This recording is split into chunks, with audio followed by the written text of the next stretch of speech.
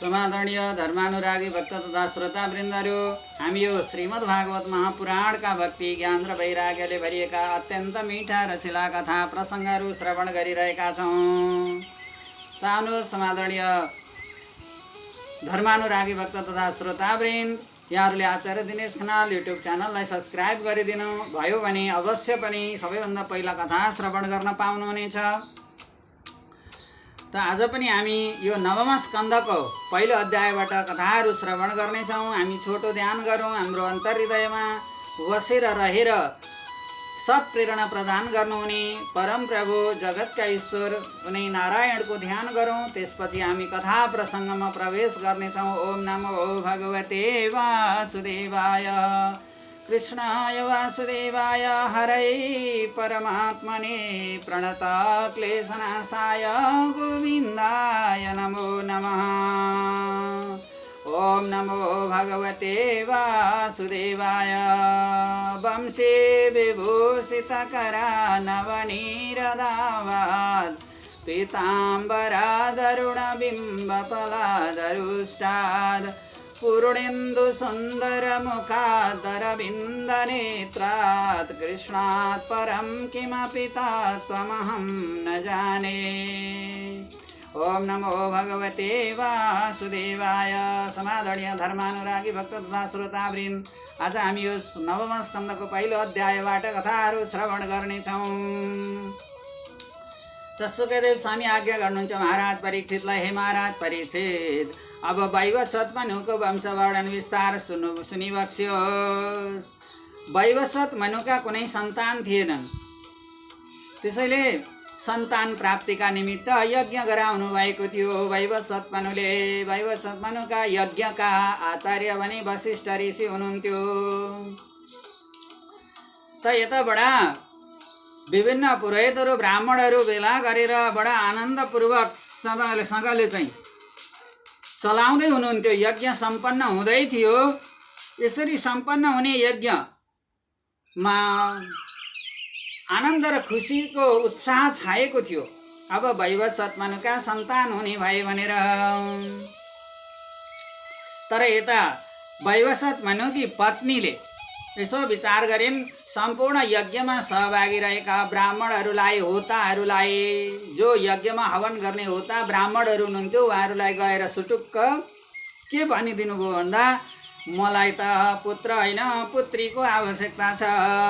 त्यसैले छोरी जन्मने अथवा छोरी प्रकट हुने बसटकार हवन गर्नु पर्यो भनेर यता ब्राह्मणहरूलाई, होता ब्राह्मणहरूलाई, हवन गर्ने ब्राह्मणहरूलाई सङ्कल्प गराइन् सुटुक्कासँगले। मनुले थाहा नपाइकन पत्नीले गएर यता वैवस्वत मनुलाई पुत्रको आवश्यकता थियो, पुत्रको चाहना थियो।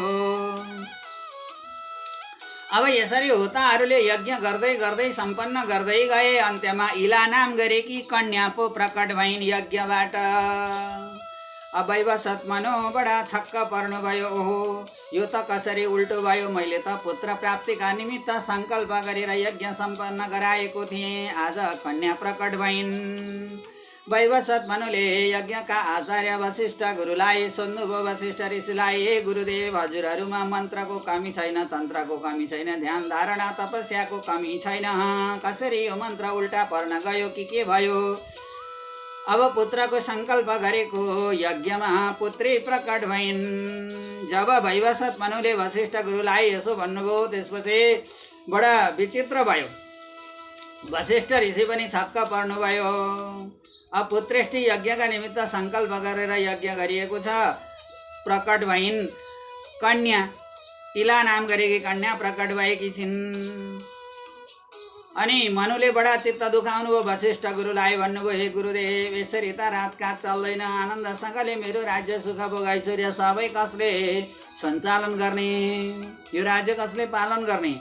त्यसैले मैले त पुत्रेष्टि यज्ञ गरेको थिएँ, जसरी पनि पुत्र प्राप्ति हुनु पर्यो भनेर श्राद्ध दे वैवस्वत मनुले भन्नुभयो।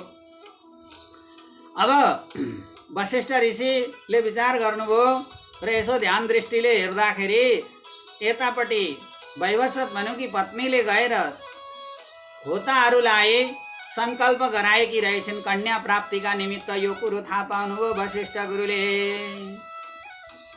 अब उल्टा पर्न गयो। तैपनि भइगयो ल भइगयो हे वैवस्वत मनु, म के भनौँ हजुरलाई। अब यिनै पुत्रीलाई म पुत्र बनाउने चेष्टा गर्दछु भनेर भगवान नारायणको भगवान शङ्करको उपासना गर्न लाग्नुभयो। नमो भगवते वासुदेवाय। यसरी भगवान शङ्करको उपासना गरेर तिनै इला नाम गरेकी कन्यालाई सुद्युम्न नाम गरेको पुरुषमा रूपान्तरण गराइदिनु भयो वशिष्ठ ऋषिको तपस्याद्वारा। अब यी सुद्युम्न नाम गरेका पुरुष भए वैवस्वत मनुका पुत्र। अब राज्यमा बडा सुखभोग आनन्दसँगले हुर्किएका राजकुमार जङ्गलमा एक दिन शिकार खेल्न गएका थिए। शिकार खेल्न जाँदा इलावृत नाम गरेको जङ्गल बडा सुन्दर बगैँचा थियो। यो इलावृत नाम गरेको बगैँचामा प्रवेश गरे। शिकार खेल्दै खेल्दै जाँदाखेरि आफ्ना घोडाहरू सहित अनि आफ्ना अनुचरहरू दायाँ बायाँ सैनिकहरू जति पनि थिए आफ्नो जत्था लिएर इलावृत नाम गरेको पर्वतमा पहाडमा बडा सुन्दर बगैँचामा प्रवेश गरेका थिए। प्रवेश गर्न साथ अब घोडा पनि घोडी भइन्, सुद्युम्न नाम गरेका पुरुष पनि स्त्री भए। अनि वरिपरि दायाँ बायाँ आफ्ना सैनिकहरूलाई हेर्छन्, ती पनि सबै स्त्रीमा देखिन्छन्, पुरुष त कोही पनि देखिँदैन। अब यस्तो अनौठो भयो। एकाएक रूपमा त्यहाँ प्रवेश गरेका सबै स्त्रीमा रूपान्तरित भए। अब भड्किन लागे यताउता, के गर्ने कसो गर्ने। फर्केर राज्यमा आउँ भने पनि सबै स्त्री छन्, घोडा त घोडी भइसकेका छन्, पुरुषहरू सबै स्त्री भएका छन्, कसरी फर्केर राज्यमा आउने। बडा चिन्ता भयो। यसरी ओरर पर दायाँ बायाँ अब स्त्रीको रूप, बडा सुन्दर स्त्रीको रूप लिएर दायाँ बायाँ चार्न लागे। ती सुद्युम्न नाम गरेका पुरुष एकाएक त्यस जङ्गलमा प्रवेश गर्न साथ स्त्री भएकोमा अनौठो लागेको छ। सबैका मुखामुख गरेर हेर्छन्, भन्न कोही केही सक्दैनन्। यसरी चारतिर भौतारिएको देखेकी एउटी सुन्दर स्त्रीलाई देखेर चन्द्रमा छक्क पर्नु हो। अब यता अब के भयो त भन्दाखेरि यहाँ यसो विचार गर्नुभयो। अब ए बुध चन्द्रमाका पुत्र बुध पनि ती बडा सँगले चाहिँ बडा परम सुन्दरी स्त्री रूप लावण्यले भरिएकी 32 वर्षमा युक्त ती चन्द्रमाका छोरा बुधलाई देखेर उनी पनि लट्ठ परिन्। बुध पनि छक्क परे। बुधलाई मनमा नै लोभ लाग्न थाल्यो। त्यत्रा हजारौं स्त्री सुन्दर स्त्रीहरूका बीचमा एउटी स्त्री भौतारी रहेकी छ, वरिपरि के गर्ने कसो गर्ने। यस्तो दृश्य देखेर बुधलाई लोभ लाग्यो र प्रस्ताव राखे, हे सुन्दरी तिमी को हो, कहाँ हो, कसरी यहाँ प्राप्त भयो, मेरै लागि हो कि भनेर प्रस्ताव राखे। बुधसँग कुराकानी मिल्यो। कुराकानी मिल्न साथ अब यतापट्टि ती सुद्युम्न जो इलावृतमा प्रवेश गर्न साथ स्त्री भएकी थिइन्, यता चन्द्रमाका छोरा बुधसँग उनको विवाह विधि सम्पन्न भयो। अब तिनै परम सुन्दर स्त्री जो बुधसँग विवाह गरेकी थिइन्, ती बुधका पुरुरवा भन्ने पुत्र जन्मिए। इलाका गर्भबाट इलावृतमा प्रवेश गरेर स्त्री भएको हुनाले तिनै इला, अगाडि पनि इला नाम गरेकी कन्या थिइन्। इलाका गर्भबाट पुरुरा अथवा पुरुरवा नाम गरेका पुत्र जन्मिए। अब यता छोरा जन्मिएपछि राज्य त खाली भयो। सबै प्रजाहरूले भन्न लागे, एलु यस्तो अनौठो के विचित्र हुन लाग्यो। राजकुमार बिनाको राजगद्दी कसरी सञ्चालन होला, राजाको प्रजा पालन कसरी होला, राज्यको उत्तराधिकारी को होला, यस्तो त हुन सक्दैन, यस्तो स्त्री रूपमा भनेर सबै प्रजाहरूले भनेपछि अब यसको यो समस्याको समाधान कहाँबाट खोज्ने भनेर वैवस्वत मनु छक्क पर्नुभयो र बडा भगवान शिवको तपस्या गरेर अब भगवान शिवलाई अत्यन्त प्रसन्न र खुसी तुल्याएर आशीर्वाद प्रदान गर्नुभयो भगवान शिवले। ल 1 महिना भइगयो, 1 महिना पुरुष 1 महिना स्त्री, यस्तो वरदान प्राप्त भयो ती पुरुरवा इलालाई अथवा सुद्युम्नलाई। सुद्युम्न नै इला बनेकी थिइन् र तिनलाई बुधबाट एउटा छोरो पुरुरवा जन्मिएपछि शिवजीको तपस्याबाट उनले 1 महिना पुरुष र 1 महिना स्त्री हुने वरदान प्राप्त गरिन्। अब यसै गरेर राजकाज त आनन्दपूर्वक चलाएकै थिए, परन्तु प्रजाहरू खुसी भएनन् 1 महिना पुरुष र 1 महिना स्त्री हुँदा पनि। अब यिनका उत्कलादि गरिएका 3 पुत्र भए। अरू यिनै 1 महिना पुरुष र 1 महिना स्त्री हुँदा हुँदै पनि उत्कलादि गरिएका 3 पुत्र भए। पुरुरवा नाम गरेका पुत्र त पहिले नै जन्मिएका थिए बुधबाट। तिनै पुरुरवालाई पछि वृद्ध भएपछि गद्दी दिएर सुद्युम्न आफ्नो जङ्गलतर्फ तपस्या गर्न गए। उतै भगवानको भजन गर्ने, नारायणको जप गर्ने, कीर्तन गर्ने, तपस्या गरेर आफ्नो जीवन मुक्त दिलाउने योजनामा रहे। ओम नमो भगवते वासुदेवाय। अब यता त्यो इलामृत नाम गरेको जङ्गलमा प्रवेश गर्न साथ चाहिँ कसरी चाहिँ स्त्रीमा रूपान्तरण भए भन्दा भगवान शिव एउटै शिव माता पार्वती अथवा अम्बिका देवीलाई काखमा लिएर अथवा साथमा लिएर त्यस इलामृत नाम गरेको सुन्दर बगैँचाभित्र रमण गर्नुहुन्थ्यो। एक दिन अम्बिका देवी निर्वस्त्र रहनु भएको थियो। निर्वस्त्रसँगले भगवान शिवको काखमा रहनु भएको थियो। यही समयमा मरीचि आदि गरिएका ऋषिहरू दर्शन गर्नका निमित्त आउनुभयो। आउँदा त त्यस जङ्गलमा प्रवेश गरेर यसो विचार गर्नुभयो। ऋषिहरू आइपुग्दा त निर्वस्त्रसँगले अम्बिका देवी भगवान शिवको काखमा हुनुहुन्थ्यो। अब अम्बिका देवीलाई अत्यन्त लाज भयो र भन्न लागिन्, स्वामी यो के हो, यस्तो अनर्थ भयो। यसो त गर्न मिल्दैन, हेर्नुहोस् मलाई लाजबाट बचाइ बक्स्योस्। अब कुनै न कुनै उपाय त हजुरले अपनाउनै पर्छ भनेर अम्बिका देवीले अनुरोध गरेपछि भगवान शिवले के भनिदिनु भयो, ल अम्बिका देवी तिमीलाई चित्त शान्तिका निमित्त यो इलामृत नाम गरेको खण्ड अथवा जङ्गलमा जो पुरुष प्रवेश गर्दछ त्यो म बाहेक सबै यो जङ्गलमा यो खण्डमा यो बगैँचामा प्रवेश गर्ने म बाहेक सम्पूर्ण पुरुषहरू सबै स्त्रीमा रूपान्तरण हुनु भनेर भगवान शिवले श्राप दिनुभएको थियो। अब अम्बिका देवीकै अनुग्रहबाट अनुचरबाट भगवान शिवले ल हे अम्बिका देवी अब यो तिम्रो अनुरोध हो, यो तिम्रो अनुरोधलाई जो पुरुषहरू यस जङ्गलमा प्रवेश गर्छन् ती सबै स्त्रीमा रूपान्तरण हुन्छन् भन्ने ती हुन्, त्यसो भए तिम्रो लाज बच्छ भनेर अम्बिका देवीको लाज बचाउनका निमित्त त्यो श्राप प्रदान गरिएको थियो। आज उनै मरीचिहरू अथवा ती ऋषिहरू दर्शन गर्न आएका थिए। त्यस्तो स्वरूप देखेर नबोलिकन सर्लक्क फर्किएर भगवान नारायणको दर्शन गर्न वैकुण्ठतर्फ गएका थिए। त्यस दिनदेखि त्यस जङ्गलमा जो पुरुषहरू प्रवेश गर्दछ ऊ स्त्रीमा रूपान्तरण हुन लाग्यो। ओम नमो भगवते वासुदेवाय। कृष्णाय वासुदेवाय हरै परमात्मने प्रणत क्लेशनाशाय गोविन्दाय नमो नमः। समादरणीय धर्मानुरागी भक्तवृन्द, यो हाम्रो भक्ति ज्ञान र वैराग्यले भरिएका अत्यन्त मिठा रसिला कथा प्रसङ्गहरू श्रवण गर्ने क्रममा अब यी पुरुरवाका जस्तो पुरुरवालाई गद्दी दिएर सुद्युम्न जब जङ्गलमा गएर तपस्या गर्न लागे, सुद्युम्न जङ्गलमा गएपछि मनुका इक्ष्वाकु नृग सरियाती भनिन्छ, इक्ष्वाकु आदि 10 जना छोराहरू भए। ती 10 जना मध्ये पृषद्र र कवि 2 जना योगी भएर रहे। नरिस्यन्तका चित्रसेनादि पुत्र भए। यिनैका वंशमा भएका मरुत राजा चक्रवर्ती भए।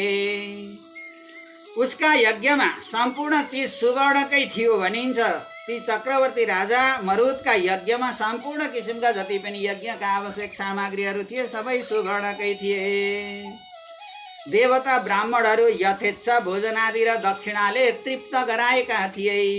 मरुत नाम गरेका चक्रवर्ती राजाले यज्ञ गराउँदा सम्पूर्ण कुराहरू सामग्रीहरू सुवर्णको प्रयोग गरिएको थियो भने देवता ब्राह्मणहरू ऋषिहरू सबैलाई अत्यन्त यथेच्छ अथवा चाहे जति दक्षिणा र भोजन गराएर सन्तुष्ट गराएका थिए। अब यता पृषद्र र कवि चाहिँ बाल्यकालमै भगवानको नारायण अथवा भगवान नारायणको जप ध्यान कीर्तन गर्दा गर्दै उतै आफ्नो देहपात गरेका थिए। पृषद्रलाई चाहिँ अब यिनैका सुद्धुम्नका छोरा इक्ष्वाकु आदि 10 पुत्र मध्ये पृषद्र चाहिँ अलिक सोझा थिए। त्यसैले यिनलाई गाईको गौशालामा गोठालोका निमित्त वशिष्ठ ऋषिले राखिदिनु भएको थियो। अब यी पृषद्र गाईको हेरचाह राम्रोसँग गर्थे, बडा सिपालु थिए। संयोगले एक रात्रि औँसीको अमावास्याको रात्रि थियो। अन्धकार आकाशमा ताराहरू पनि थिएनन्, प्रकाश भन्ने कतै कहीँ थिएन। गौशालामा एकाएक गाईहरू कराउन लागे, तडक भडक गर्न लागे, घडाङगुडुङ गर्ने लागे। आवाज मात्र सुनिन्छ, आँखाले केही पनि देखिन्न, प्रकाश केही पनि छैन। अब गौशालामा एउटा भयङ्कर ठुलो बाघ प्रवेश गरेर एउटी गाईलाई आक्रमण गरिरहेको थियो। यस्तो आवाज गाईहरू कराएको सुनेर दौडिएर यी पृषद्र गौशालामा पुगे, तलवार लिएर। अँध्यारो छ, केही पनि देखिँदैन। गौको सेवा गर्न रहेका, अब गाईको रक्षा त गर्नै पर्यो। अब गाईहरू त्यसरी कराइरहेको सुनेर बडा आपत्ति सूचक आवाज सुनिएको हुनाले तलवार लिएर गौशालामा पुगे। हेर्दा केही पनि देखिँदैन। अब चाहिँ यही तलवारले गाईको रक्षा गर्नु पर्यो भनेर तलवारले छप्काएका थिए बाघ काट्नका लागि। शत्रुको हो त्यसलाई निभाउनका लागि बाघलाई आक्रमण गरेका थिए। तर संयोगवश अँध्यारामा नदेखिएको हुनाले बाघ काटिनुको सट्टा गाईको गर्दनमा चाहिँ तलवार परेछ र गाई काटियो। बिहान उज्यालो भएपछि हेर्दा त गाई पो काटिराखेको छ, बाघको कान पनि काटिएर झरेको छ। बाघको चाहिँ कान काटिएको छ, यता गाईको चाहिँ गर्दनै काटिएको छ। रगतले लतपतिँदै त्यो बाघ कान काटिएपछि डराएर भाग्यो, कता गयो। उज्यालो भएपछि हेर्छन् त गाईको गर्दन पो काटिरहेको छ, लडिरहेकी छन् गाई। यी पृषद्रलाई ज्यादै ठुलो पछुतो भयो। ओम नमो भगवते वासुदेवाय। महाराज परीक्षित, हेर्नुहोस् त, गौको रक्षा गर्न जाँदा कहिलेकाहीँ संयोगले के हुन्छ त्यस्तो पनि दुर्घटना भयो। अब पृषद्रलाई अत्यन्तै पश्चाताप भयो। मैले नहुने कर्म गरेँ, गौको हत्या गरेँ, मबाट साह्रै नराम्रो कर्म भयो। जुन गौमातालाई रक्षाका निमित्त म बसेको थिएँ, आज मेरै हातद्वारा यी गौमाताको हत्या भयो। गौ हत्या ब्रह्म हत्या लाग्यो मलाई। अब मैले कसो गर्ने? बडा पश्चातापमा डुबेका थिए। वशिष्ठ ऋषिले पनि यता गुरुले पनि श्राप दिनुभयो। ल भइगयो, तिमी क्षत्रिय हुन योग्य रहेनछौ। गौको रक्षा गर्ने ठाउँमा गौको हत्या गर्यौ, त्यसैले आजबाट तिमी क्षत्रिय होइनौ, तिमी शूद्र भएर जानु भनेर वशिष्ठ ऋषिले पनि श्राप दिनुभयो। त्यसपछि सम्पूर्ण आफ्नो घरबार सबै गृहस्थ अथवा ती सम्पूर्ण चिजहरू त्यागेर अनि भगवानको भजन गरेर जङ्गलमा गएर ध्यान तपस्या योग ध्यान गरेर ब्रह्म हत्याबाट मुक्त हुनका निमित्त भगवान वासुदेवको भजन गर्दै गर्दै गर्दै गर्दै आफ्नो देहलाई डडेलाको अग्निमा होमिकन आफ्नो देहपात गराउनु भयो पृषद्र नाम गरेका राजकुमारले। ओम नमो भगवते वासुदेवाय। कृष्णाय वासुदेवाय हरै परमात्मने प्रणता क्लेशनाशाय गोविन्दाय नमो नमः। समादरणीय धर्मानुरागी भक्त तथा श्रोता वृन्दहरू, कहिलेकाहीँ संरक्षणको नाममा अज्ञानतावश दुर्घटना पनि हुन सक्छ। त्यस्तै दुर्घटना पृषद्रको जीवनमा भएको थियो। त्यहीबाट वैराग्य प्राप्त भयो। भगवान वासुदेवको भजन गर्न सम्पूर्ण कुरा त्यागेर जङ्गल जानुभयो। ओम नमो भगवते वासुदेवाय। यस्तै मिठा रसिला कथा प्रसङ्गहरू लिएर म अर्को अङ्कमा उपस्थित हुनेछु। समाजबाट धर्मानुरागी भक्त तथा श्रोतावृन्दहरू पुरा कथाहरू श्रवण गरेर लाइक कमेन्ट र सेयर गर्न नभुलिदिनु होला। ओम नमो भगवते वासुदेव।